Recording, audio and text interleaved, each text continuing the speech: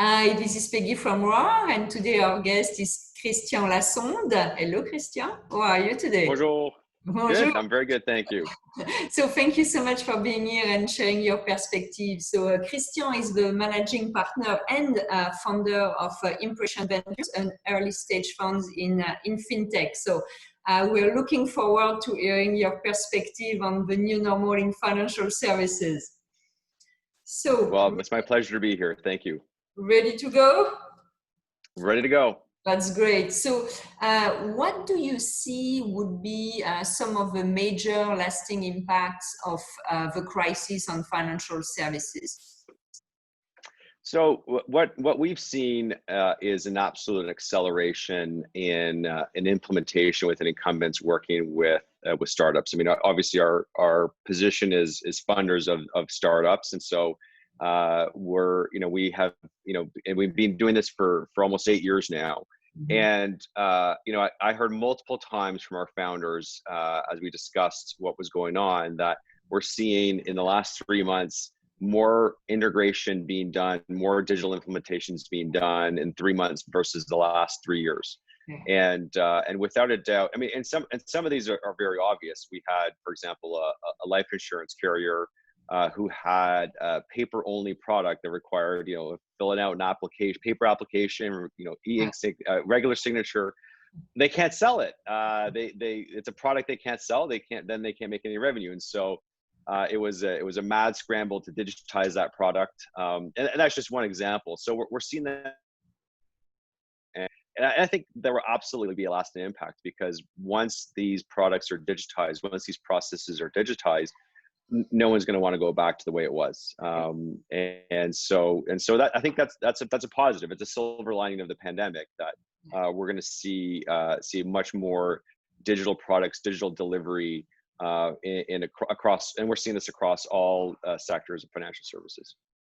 And so, in terms of regulation, you spoke about digitization. The weight signature was something that was a big move as well for the financial services. Where do you see some of these regulations, maybe open banking, going in the future? Yeah, we haven't seen any acceleration on the regulation side. Fingers crossed that we will. The regulation should catch up, but we're not seeing. Certainly in Canada, we're not seeing it. Not seeing it in the United States. It's a very industry-driven process still in North America, and so maybe we'll see some acceleration with the digitization. But we went through our own experience putting together a special purpose fund in the middle of the pandemic, and had to drive down with a wet ink signature to the ministry's office to set up the fund. And so there are a lot of process, and that's just sort of one example of like these processes exist out there that are still very much paper based when they should be digital. There's no reason why that process couldn't be digital. So I wish I wish we were seeing more acceleration and regulation, but not a tremendous amount of it so far. Okay. And in terms of your perspective on the global financial order, and what do you see the impact of the crisis will have on overall stability in the financial services? Yeah, I'm gonna step outside of the venture space here for a second and sort of speak more broadly. But we're absolutely seeing a massive government debt being taken on globally, and appropriately so. I mean, I think it's the right action to take in the middle of a pandemic, but it's going to leave us with very top heavy debt loads at the federal levels. And the central banks are going to be very accommodating, I think, for the near term at 0% interest rates, or effectively 0% interest rates.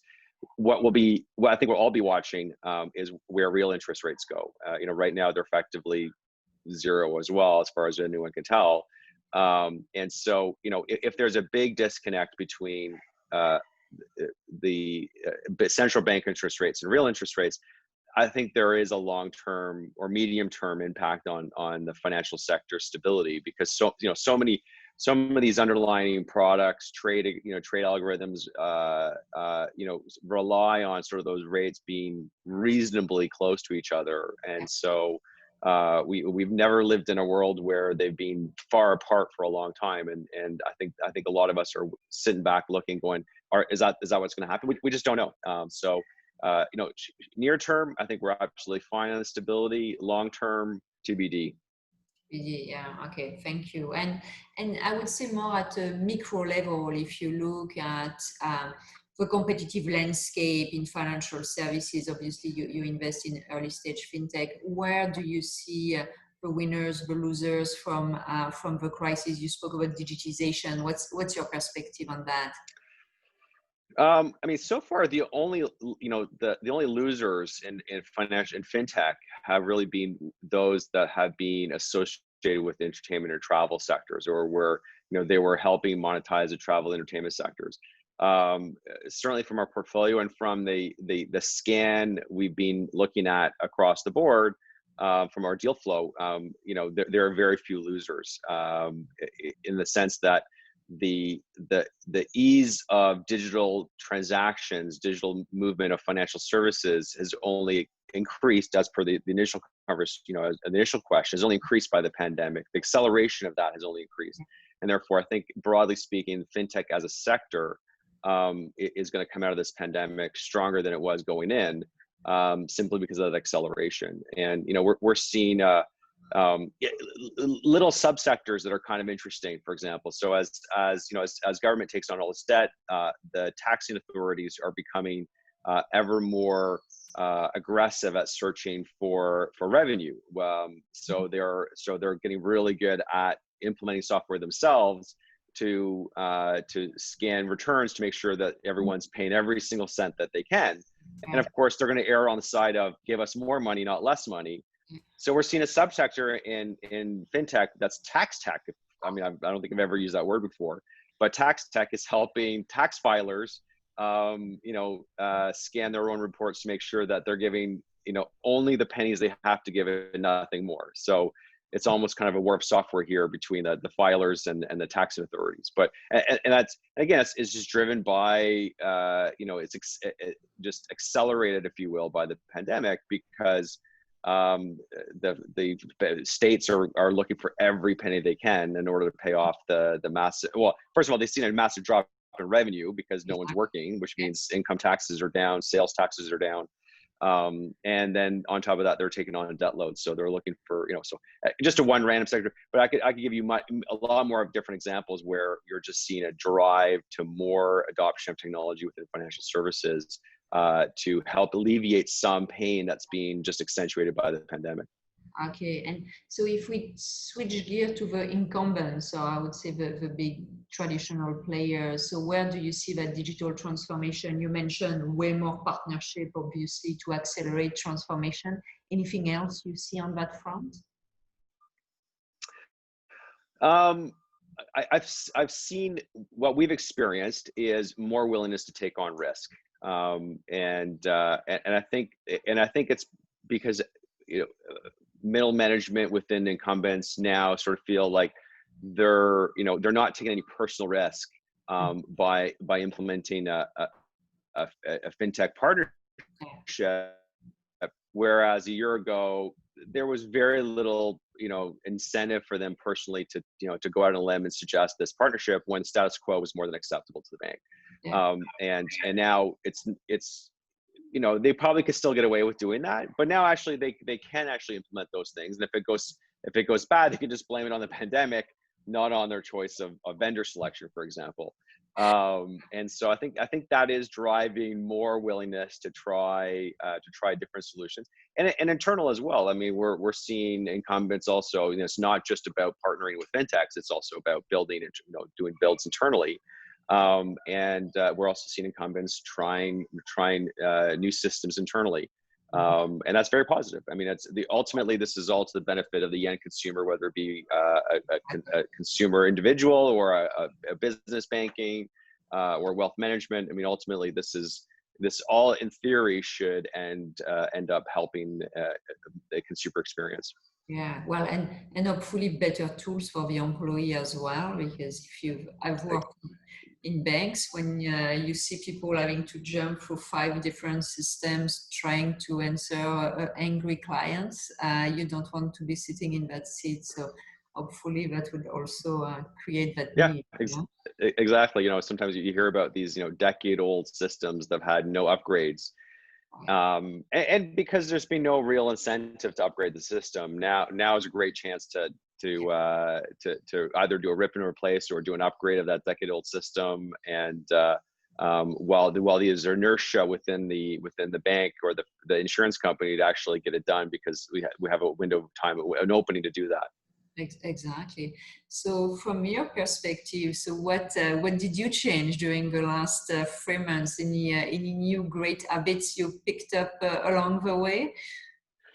Well, we've always been a distributed team. We have an office in Toronto and in Montreal, but we've always been a distributed team. So when the pandemic hit, we just went from working from home part of the time to working from home all of the time.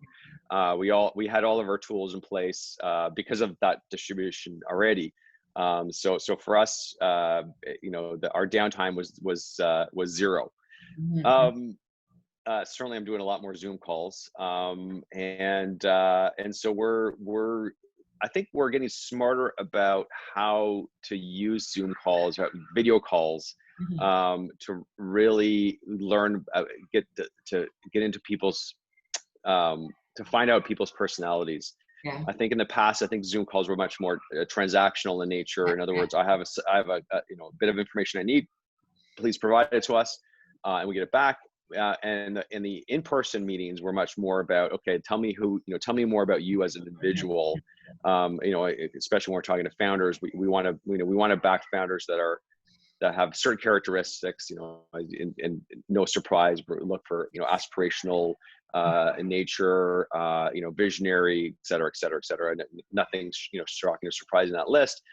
And I don't think we've ever really approached video calls in a way of digging into those aspects, and now we are. So I think we're using these platforms much more as if they were in-person meetings than they were sort of transactional nature before. But that's probably really the only major change we've had in our personal systems. Have you And I done? guess and we had our AGM totally virtually. Oh yeah, really? Uh, That's cool. and actually, we had absolutely rave reviews about the Okay. virtual AGM. We have LPs across Canada and in Europe, and especially our West Coast and European LPs were really happy with the virtual AGM because they didn't have to fly to Toronto to come to it. Exactly. They felt like they were equal partners for the first time in years. But even the Toronto-based LPs were thrilled by it. So we may actually do virtual AGMs going forward, given the rave reviews we've had, and it cost us like 1/100th of the Yeah, price. So for sure. Yeah, it's rave difficult to reviews and have. 1/100th of the price, like that seems like a slam dunk. And have you done any deals during the pandemics where you have not met in person? We are in the process of doing one right now. Oh, great. Okay. Because I hear both sides. I hear people who are like, okay, I'm not capable of pulling the trigger before having like that handshake and looking at you in the white of the eyes. And I have other people like you who are maybe more comfortable with, getting to know someone through a video call. Yeah. Well, we like I said, we've always invested North America wide, and so oftentimes, for our investments, especially on the West Coast or in Midwestern United States, we would never meet them in person initially, but eventually we would fly out for a couple of days of due diligence, get to know them, take them for lunch, dinner multiple times. That we can't do. So that's the process that's changed. But we would always meet. The initial calls would almost be on phone or video calls. So that part hasn't changed. Hasn't changed. Okay, well, thank you so much for being with us today and for sharing your thoughts. That was very, very insightful. And I My see pleasure.